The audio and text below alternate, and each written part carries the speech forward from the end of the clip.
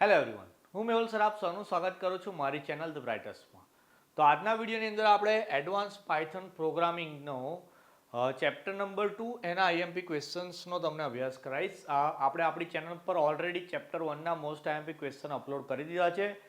જીટીયુની exam માટે તમારે એટલા જ ક્વેશ્ચન તૈયાર કરવાના છે તો તમે સારા માર્ક્સ સ્કોર કરી શકો છો.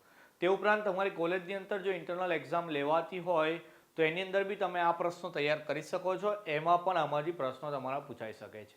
અને બીજી એક ખાસ વાત કે હું તમને જે પહેલા વિડીયોમાં બી કીધી હતી અને આ વિડીયોમાં પણ કહીશ કે તમે એસીપી મતલબ એડવાન્સ પાયથન પ્રોગ્રામિંગ ભણતા હોય એટલે તમે એવી ફિલ્ડના માણસ છો, મતલબ એવી ફિલ્ડના તમે વિદ્યાર્થી છો કે ત્યાં તમને પ્રોગ્રામિંગની અંદર વધારે ભાર આપવાનો રહેશે.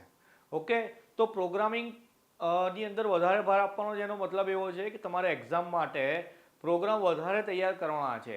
એવું નથી હોતું કે એક્ઝામની અંદર પ્રોગ્રામ વધારે પૂછાય છે, પણ તમે જે ફિલ્ડમાં છો એમાં તમારે ફ્યુચર સારું બનાવવું હોય તો તમારું પ્રોગ્રામિંગ પાક્કું હોવું જોઈએ.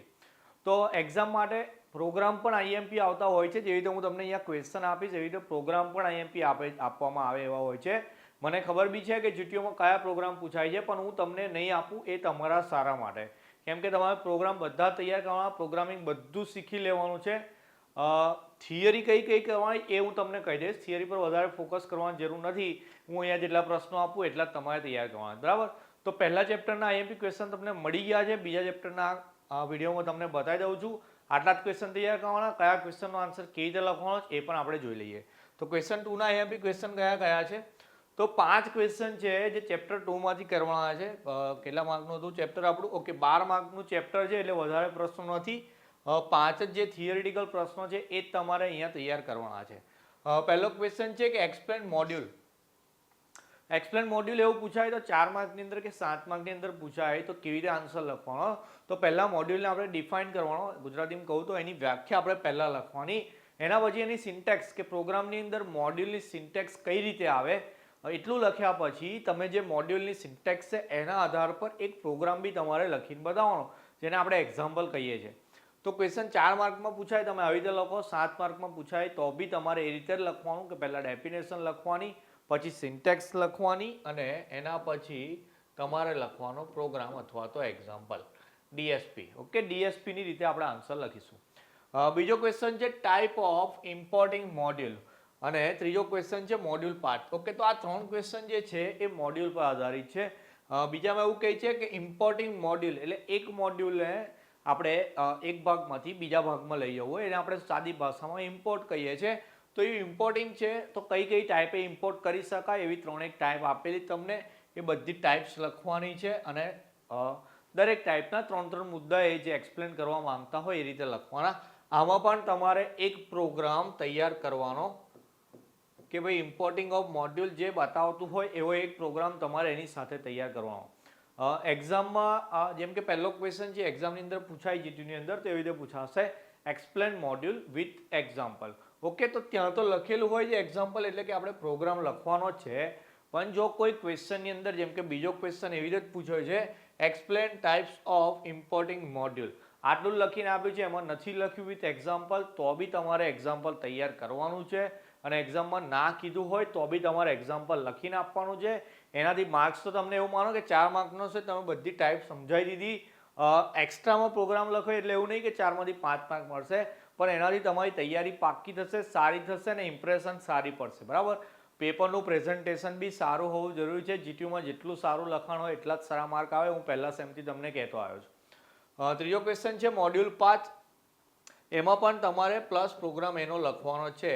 તો મોડ્યુલિંગના પાથ કયા છે ચોપડીમાં આપેલું છે. સારી રીતે સહેલી રીતે સમજ પડે એ રીતે જવાબ આપેલો છે, જોઈ લેવાનો. આમાંથી કોઈ ક્વેશ્ચન એવો હોય, આમ તો બધા ક્વેશ્ચન તમને આવડતા જ હશે, હું તમને ખાલી આઈએમપી પ્રોવાઈડ કરું છું, પણ કોઈ ક્વેશ્ચન એવો હોય કે તમને વારંવાર વાંચવા છતાં બી ના આવડતો હોય, યાદ ના રહેતો હોય કે સમજ ના પડતો હોય તો આ 5માંથી જે બી ક્વેશ્ચનમાં તકલીફ આવતી હોય એને તમે કોમેન્ટ સેક્શનમાં નાખી દેજો.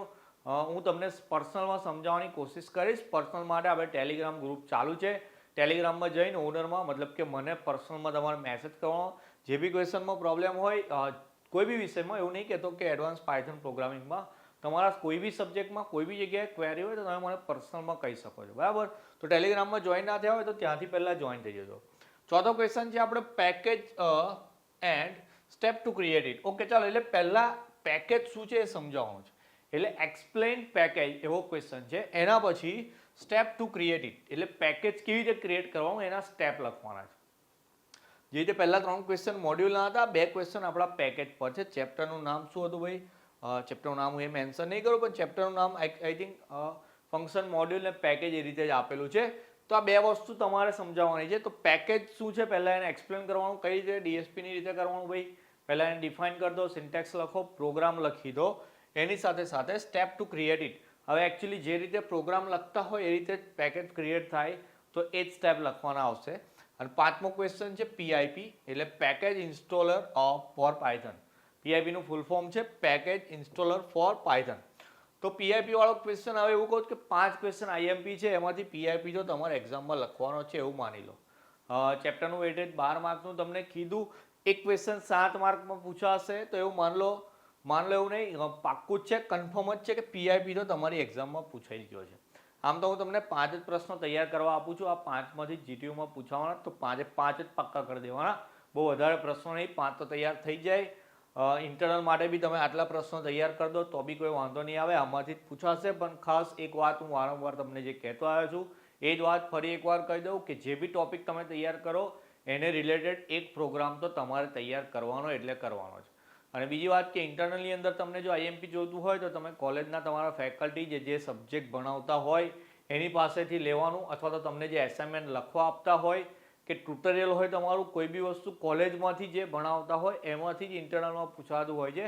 ઘણા બધા વિદ્યાર્થીઓ મારી પાસે આઈએમપી માંગતા હોય છે, તો હું તમને જીટીયુનું આઈએમપી આપી શકું, કારણ કે મારો જે અનુભવ છે એ જીટીયુના પેપરને રિગાર્ડિંગ છે. તમારે ઇન્ટરનલનું પેપર હોય, તમારા કોલેજના ફેકલ્ટીઝ કાઢતા હોય તો પછી એમની પાસેથી તમારે આઈએમપી લેવાનું, કારણ કે એમના દિમાગમાં કયું આઈએમપી છે, કયું પૂછવા માંગે છે, હું તમને ના કહી શકું. તે છતાં કહું કે આ જે ક્વેશ્ચન છે જીટીયુ માટે આઈએમપી છે, તો તમારા સરને બી એવું ખબર હશે કે આ ક્વેશ્ચન ઇમ્પોર્ટન્ટ છે, તો આમાંથી બી તમને ઇન્ટરનલમાં પૂછશે. તો એટલે 5 પ્રશ્નો તમારે તૈયાર કરવાના છે. ફરી એકવાર કોઈ બી ક્વેશ્ચનમાં પ્રોબ્લેમ આવે તો તમે ટેલિગ્રામ પર કહી શકો છો, અથવા તો કોમેન્ટ સેક્શનમાં કહી દેવાનું, બરાબર. તો નેક્સ્ટ વિડીયોમાં હવે પાયથન પ્રોગ્રામિંગનું 3જું ચેપ્ટર જોઈશું. ત્યાં સુધી આ પાક્કું કરી દેવાનું. મળે નેક્સ્ટ વિડીયોમાં. જય હિન્દ, જય ભારત.